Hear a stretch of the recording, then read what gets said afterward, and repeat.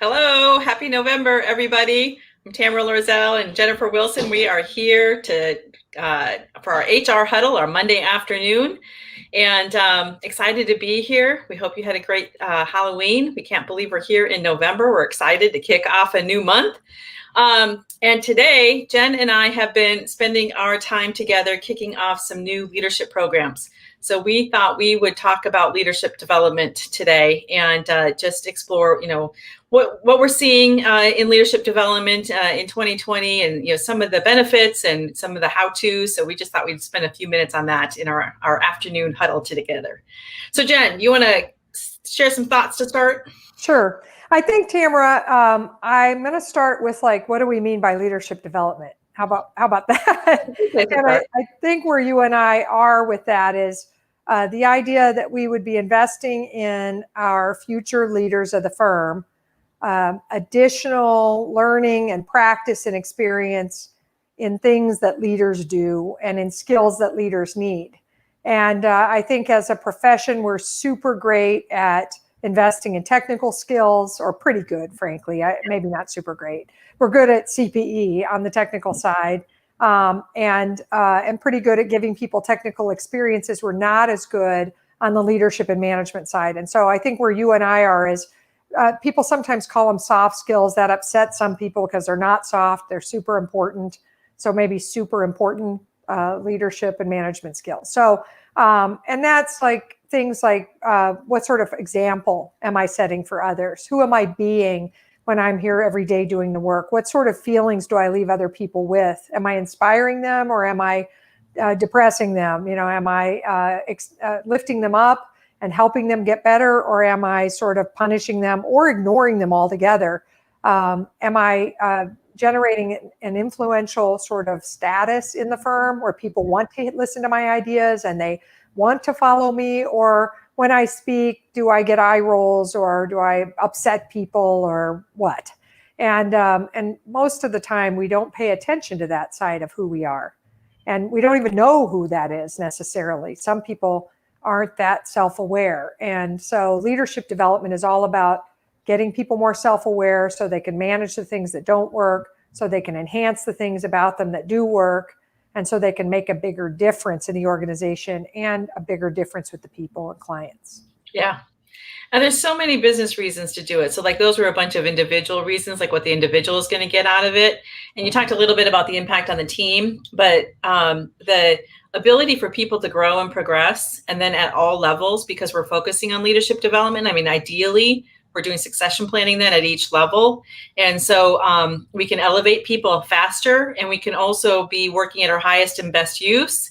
So our top strengths, and be working at the level we should be working at, and again, all the way down, as well as being able to leverage. We're in a leverage business.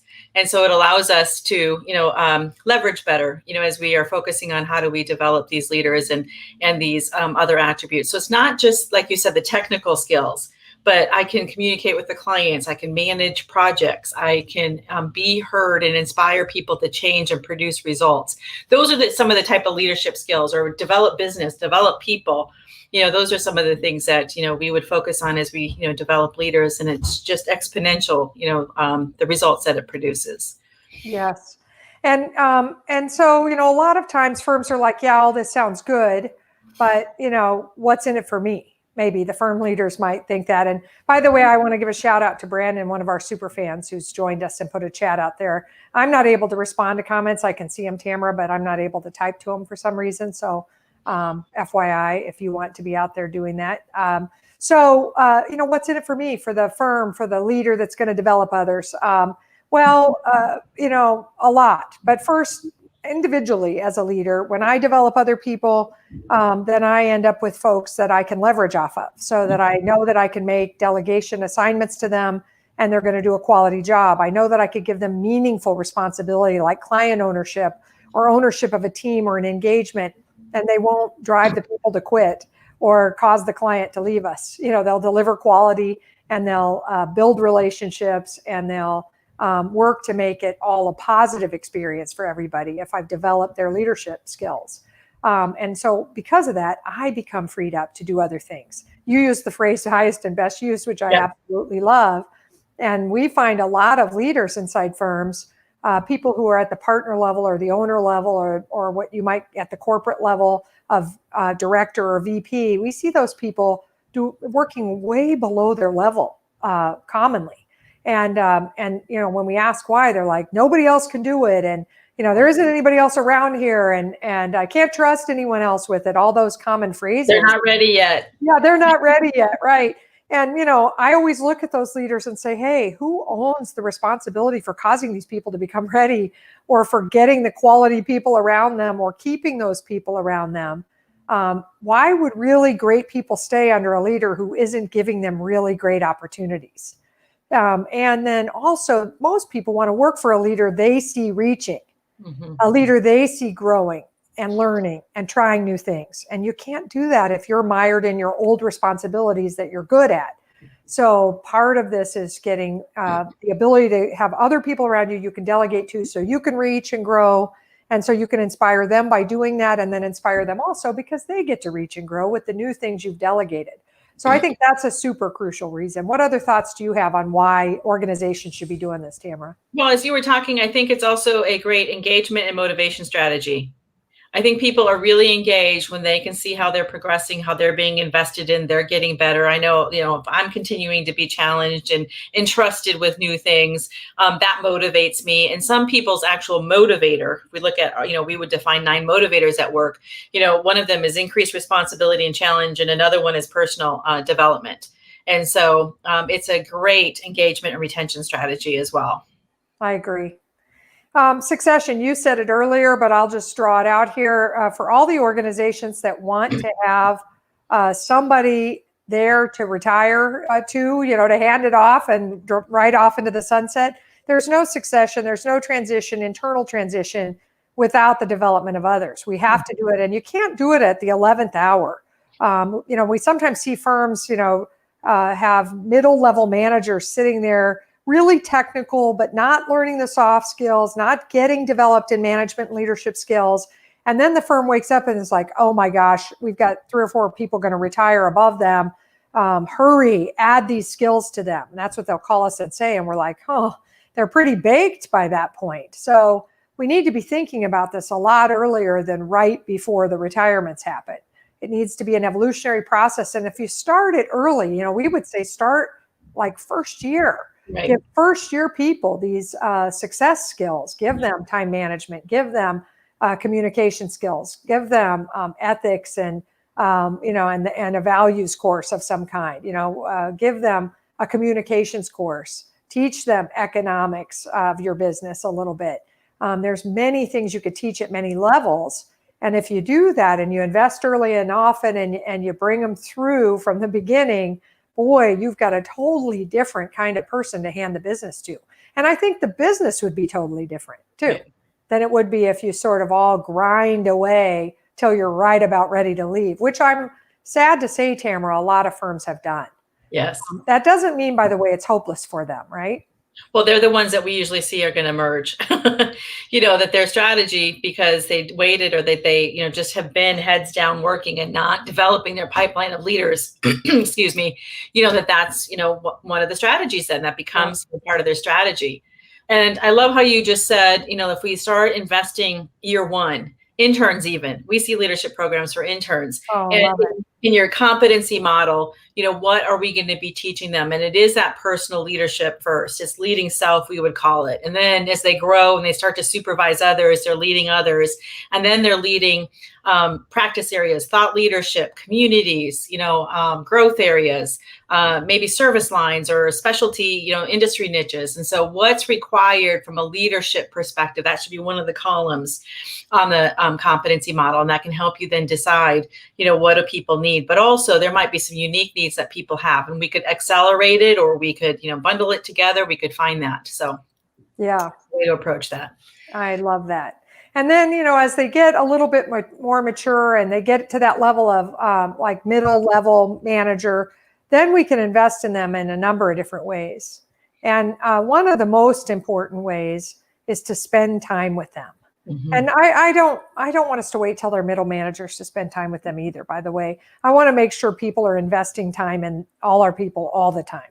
But in truth, when we get to at a minimum, the high potentials, they need an extra dose of investment from senior level leadership in order to keep them engaged, keep them motivated, but also to develop them the way we want to develop them and the way they want to be developed.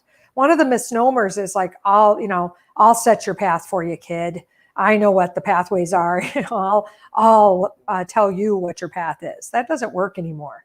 It didn't ever work, but I think when the job market was such that people felt scared about their roles, maybe they didn't want to dictate it as much. But today, I think most people are evolved enough to say, I want to live my hopes and dreams, and I don't want to have a job that's not inside sort of, providing me some sort of joy and inspiration.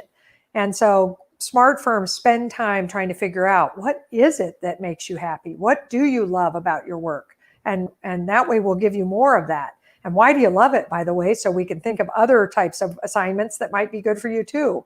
And then what don't you like about your work and why? Most of us don't want to ask that question. Why? Because we don't want to stop giving them the work that they don't like.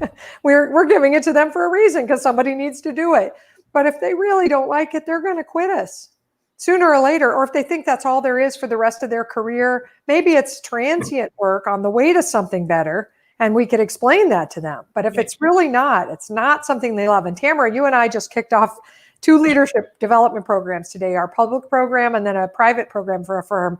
And we had a young man on one of those say, hey, I left my firm because I wanted to switch from audit to tax, and they wouldn't let me or didn't put it on a fast track. It wasn't a priority for them, but I wanted to do it.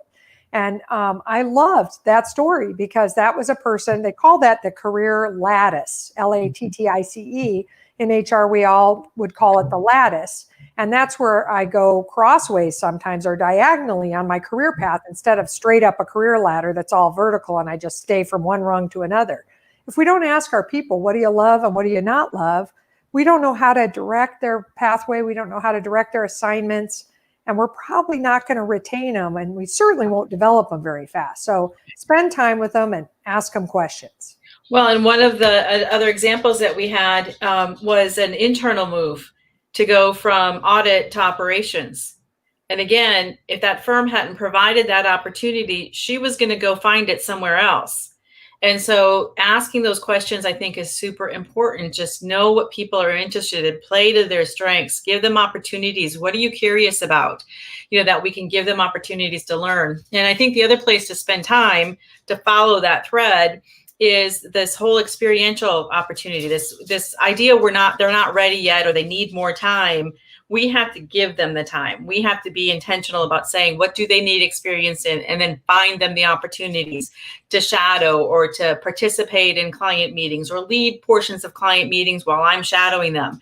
We love the gradual release of responsibility model, where they do, or I do, they watch, I do, they help, and then they do, I help, they do, I watch. And it might not be that 4 steps linear, but we like it, because usually what happens in leadership development is we get stuck at number 2, where I do and they're helping. And I never quite let go and turn the switch. I don't ever quite flip the switch where they're doing and I'm in the background. I'm there for support. I'm there from the client relationship perspective. I'm there from maybe a technical competence that I have. But I, at some point, do have to let go and have them start being the lead. And that requires generosity and some selflessness, because we like we struggle with it. We were just talking about this. We struggle with, gosh, I want to be with this client. I'm jealous that you're getting to go do this. And I want to coach this person, or I want to lead this. And we can't do it all. And that's what the value of the team is. And it's so brilliant when we have great team members that can participate in it. But it does require some selflessness and generosity over here, which we know can be difficult. We experience it regularly. But it's so great when you have that opportunity to make that shift, and then you get to see them thrive, and they're going to bring their own unique stamp and contribution to it. It's just amazing. Yeah. And in addition, Tamera, it takes humility. Yes. I'm constantly humbled by the process of developing other people, because I have to give up things I want to do, and give up, sort of the limelight that comes from those things too. You just have to step away from that. So a part of how do you develop leaders? You ready them as much as you can, and then you push them forward and step back, and you try to get them in the light, and you go to the shadows. And you don't have to stay in the shadows. You can go to some other light if you want later. But this is how we get them ready. And we give them credit. We take responsibility when it goes bad, give them credit when it goes well. When the client reaches back to us, when we're trying to transition a client to them, we don't respond to the client. We push them forward and have them respond. Then we check with the client and say, hey, I saw you contacted us. Did you get a hold of Joe? And the client hopefully is cared for, and they say, oh, I'm fine. And then they don't feel ignored, but we don't disintermediate, even though, our ego might be like, oh, they're not doing enough. Here's my chance to get back in there. No way. You can't do that. So, we have to let our people stand on their own, and we also have to let them stand where we stood and step out of there. And that is hard, but boy, does it cause them to step up. And really thrive and grow in it. And really, there isn't anything more gratifying. Here's the part. So you might be like, humility, being humbled, forget it. I don't want that. Well, as soon as you can swallow the humble rock, then you can watch on as they do it with incredible pride. Yes. And, and I don't even know how to describe that feeling. I don't know how to describe it, but it's like oh my gosh. Yes. Yeah, it's goosebumps worthy. Yes. It's amazing. And then you start being like, hey, I could do something. This is how I leave my legacy, by the way. This is how you leave your legacy, is by making that investment and causing other people. Just like those of you who are parents, that's, you're not going to, I hope, live at your child's first apartment with them if you can help it. You know what I mean? They're going to leave, and you're going to push them out there, and they're going to do it, and you're going to watch on with pride. Well, that's the same with our internal leaders. We have to have them step into places on their own and take over things we used to run, and manage clients we used to manage, and take over roles we used to run and operate in, because that's what is going to cause the organization to thrive, and it's what's going to cause them to thrive. And you'll thrive because you did it. And there's no way to scale, Tamera. You were talking about it a few minutes ago, but I just wanted to say, we've talked about leverage and we've talked about a number of things, but we haven't said, I don't know how you grow a business and take on more and have top line growth and not kill your people without developing leaders so that you can bring in more people to serve and more people can manage those people. And there's just no way to scale the business without this. Yeah. The expansion is it's required for that. So I think the other thing to say that we haven't touched on in leadership development is providing opportunities for them to connect with others and to learn in more formal settings, but also just from peer networks, and it could be leadership programs like what we kicked off today. I think we said that's one of the benefits we always hear from our participants is the networking, whether it's in the firm, like one firm like we did, or our public program, and they make connections across firms. Both are so beneficial that they get to learn from each other. And they're the ones that are going to be progressing together, by the way. So they make these lifelong relationships, and it's awesome. And so there's leadership programs, there's conferences. In our remote world that we're in right now, we should be finding which ones have moved to virtual. Many of them have moved to virtual. All of our programs are virtual. And so we know we've been participating in other firm and conferences, and there's just all kinds of leadership opportunities that are out there. And we should find those opportunities. So there's the benefit of the CPE, the formal learning, and then go translate it and practice it, by the way. And then there's the networking piece that I think is important to underscore as well. Yeah, our associations, if you belong to an association or network, they usually have a next gen group that provides both education and networking. And so you want your future leaders to be involved in that. State societies or local associations, some specialized niche associations may be another place. But you want to get them out there with others their own age, and then also expose them to your network. Part of the shadowing thing is bringing them along to client meetings, bringing them along to referral source meetings, bringing them along to prospect meetings. Now, in this paradigm with COVID-19 and being more remote, in our opinion, bringing along a shadow, an experiential learner, has never been easier, because now all we have to do is have them connect. We don't have to try to meet somewhere and drive over together or any of that sort of logistical stuff. So this is a really good time to invest in those experiences and have them come along. And of course, you disclose it to the client, prospect, or referral source ahead of time and say, hey, I'd like to bring Susan. I'm developing her as a leader, and I'd like to get her more experiences working with folks outside of our business. So she's going to come along just really for experiential learning. And she's going to write the recap from the meeting. By the way, that's what I do with my shadows, is they write recaps, and that helps me not have to do them. And it makes sure they're listening and paying attention. And that's a learning experience all of its own. So this is a really good time to make an investment in the shadowing. And we have to change our habits to do so. I have to message them on Teams. I have to grab them on Zoom. And I know I can't walk down the hall and say, hey, Jen, but Yes. so we have to shift our approach and our habits to be able to do that. So for sure. I think we're about at time. Is there any other thoughts on leadership development? I know you and I could go on forever on this topic. And we've had our dose today. And so we just thought, gosh, we just needed to talk about this and share it with you, and hope, that you are figuring out what to do the rest of 2020. We have a little bit of proactive time. And as you plan for 2021, what are you doing to develop our leaders? And we hope you're not waiting. So I think that would be our, request is to figure out, how do we continue to develop our leaders, even amongst this pandemic, even amongst this uncertainty. Your high potentials are hungry for it. And they also can help you, by the way, with all the changes that we've been making, and the new services and new things that we've been having to pivot. Your high potentials can help you along the way. So for sure. And that's how I would leave it, is just don't think this is something you'll do later when you can frame up a huge program. yes. Please, your highest potential people, they need this now. Every little bit counts. One experiential learning experience more in the month of November than they would have gotten is worth it. So please don't wait. And if you have any questions about this or any other HR topic, or any suggestions for this HR huddle that Tamera and I and others are doing on our team, please don't hesitate to email Tamera and it's Tamera at convergencecoaching.com, or Jen at convergencecoaching.com, or talk to us on social media where you're seeing this or where you're catching the playback.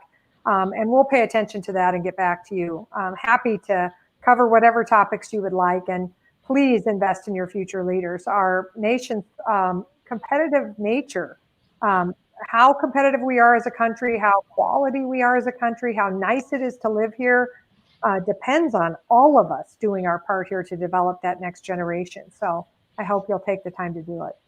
Awesome. Yeah. We will see you next week. Have a great rest of your day and a good week. We'll see you next Monday. Thank you.